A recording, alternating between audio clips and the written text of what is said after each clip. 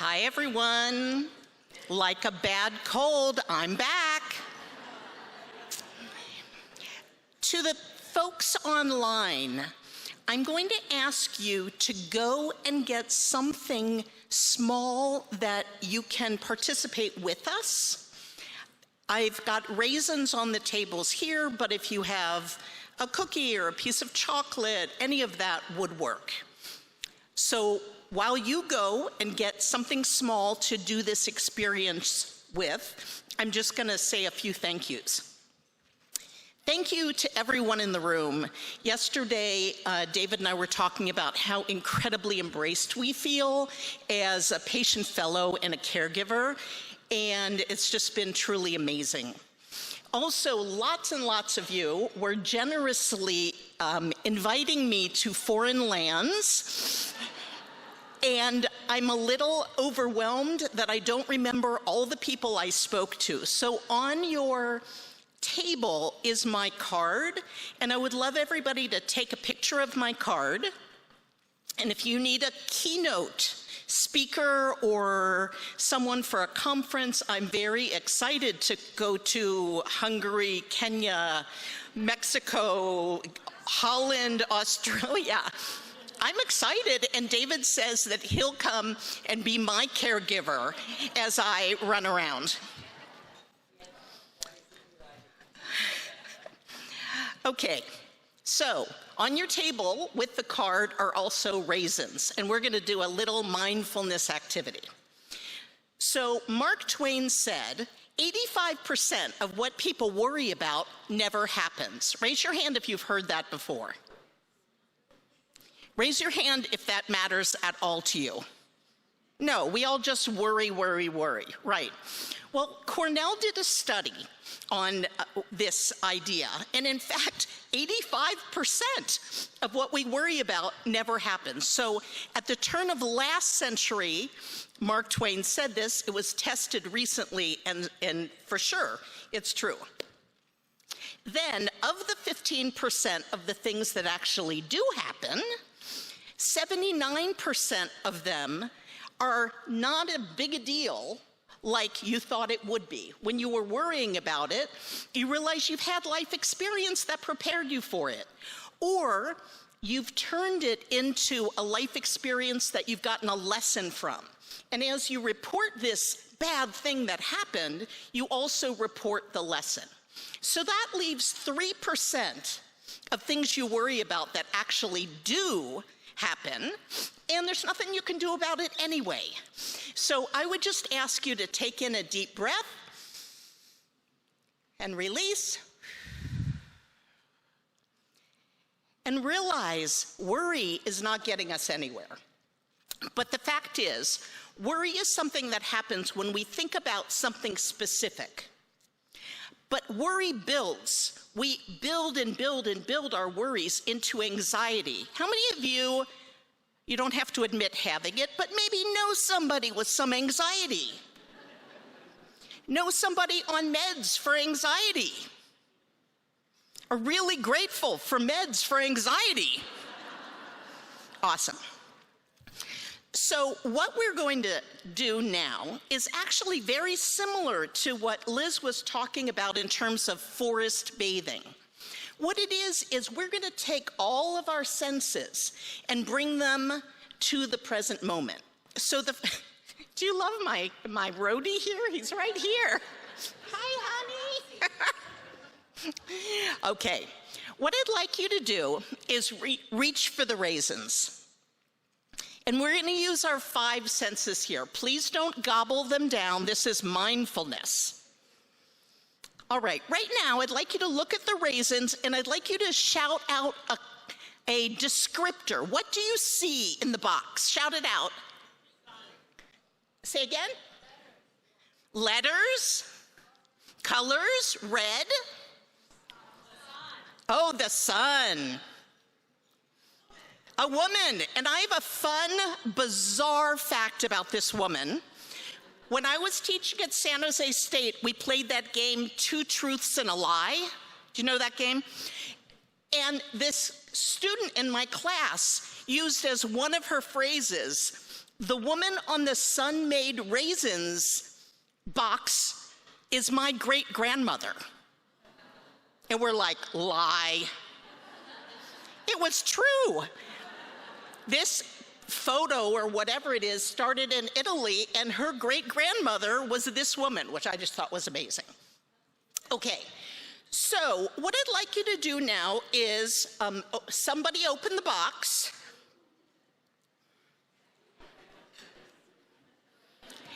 And I'd like you to pass the box around.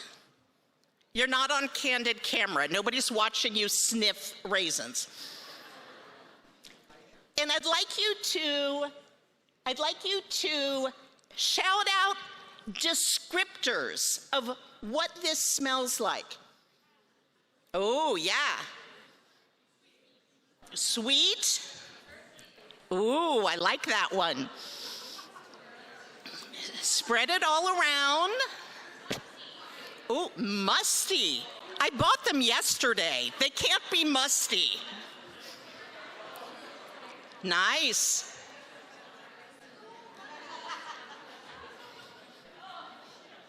Okay, lovely. All right.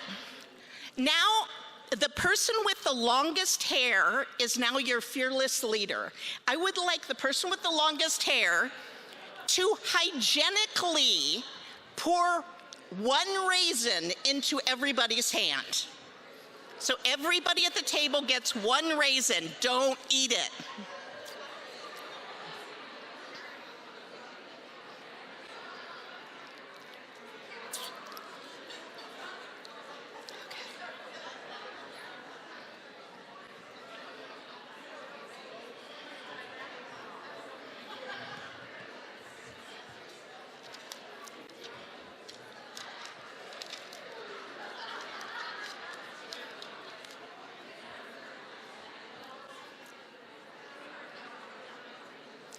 Again, we're looking at this raisin. Shout out words that describe it.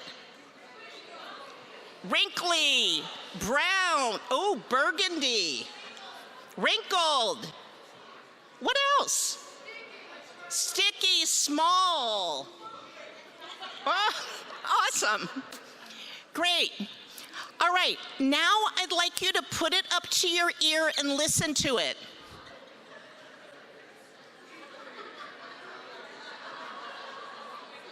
I just wanted to see if you'd do it. That was awesome. Thank you. I feel like our trust is broken now because I did that to you. Great. So sight, sound, touch now. So close your eyes. Shh.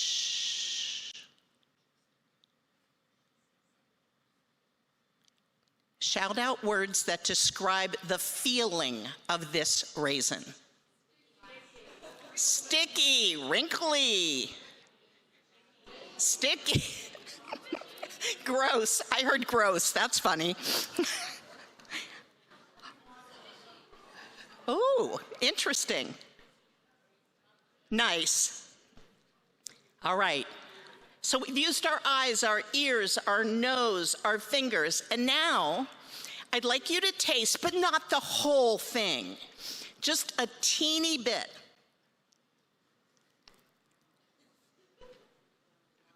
Move it around in your mouth.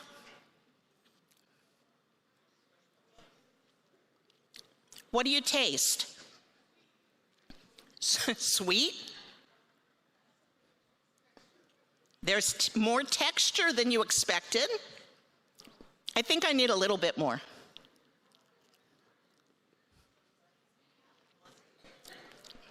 Again with the musty. I swear I bought them yesterday. My mouth can tell that they're softer in the middle than on the outside. They're like a bagel, right? Some of you have faces like this. Like you fondled this thing to death and now you're supposed to eat it, right? All right, now you have the luxury of eating the whole thing.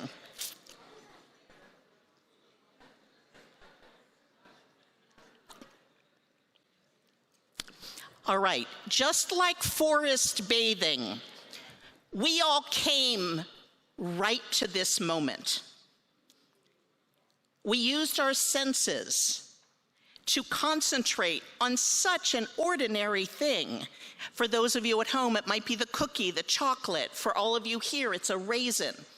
And I just want to generously say that you all can eat all the raisins I provided. Don't worry, you can thank me later. There you go. But you came to the moment, and right now you're not thinking about your middle kid flunking algebra. You're not thinking about nuclear arms. You're thinking about what is right here.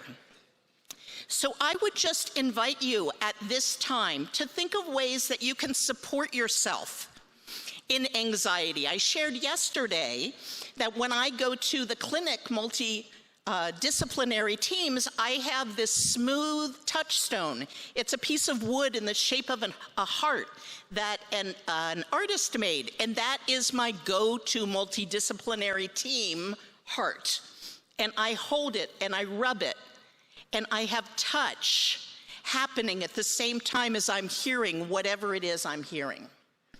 I also have some, what are they called? Oils? Scented oils. And I'm not a big scented oil guru, and I don't work for doTERRA, and I'm not trying to sell you or any of that. But I have lavender oil, and what I do is when I feel my anxiety rising, like when David and I were in Washington and we were supposed to speak to Congress people and senators about ALS, I was like, okay, who am I and why am I here?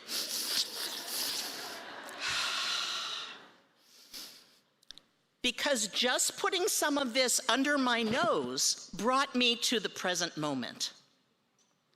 So when you're at work, and you have that special client who you love so much, and they're getting worse, and you're meeting with them, and your heart is breaking, take a break. Walk outside. Do a vision meditation. Just look. And say to yourself, yellow flower, light green leaf,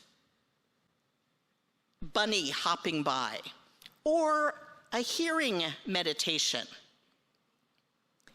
And bring yourself to the present moment, because what you are doing is amazing, and you deserve to pull your anxiety back, breathe, and know you are helping people in an amazing way. Thank you for a mindful moment.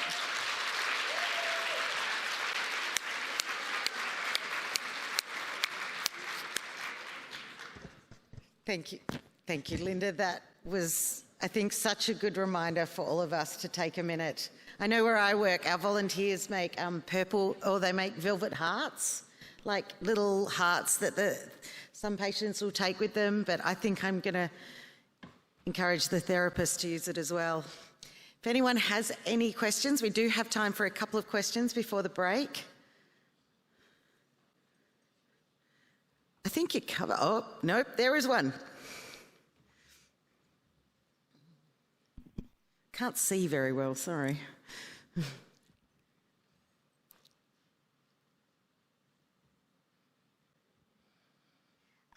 Not a question, but Melissa Enfinger says a therapist told her once, worry's like a rocking chair. It gives you something to do, but doesn't get you anywhere. Can you repeat that louder, straight into the mic? Yeah, sorry. So Melissa Enfinger shared that a therapist once told her, worry is like a rocking chair. It gives you something to do, but doesn't get you anywhere. Yeah, Thank you. absolutely.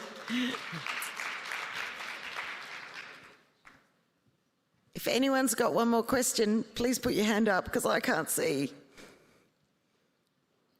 If there aren't more questions, I'm curious, is there anything that you do in the middle of your hectic day that brings you back to the center? We have a couple minutes, right? We've got one over there. Wait, there's a mic coming.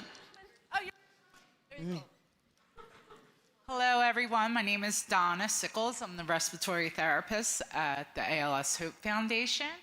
And one of the things as a respiratory therapist that I tell my patients and even their caregivers to breath stack.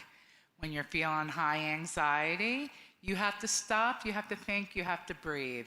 So that's the best time, in my opinion, to do your breath stacking. So does everyone here know what breath stacking is? No, please share. So breath stacking is so you can expand your lung volume, and not every one of our patients can do that in one big sigh breath. They don't have the energy to do it.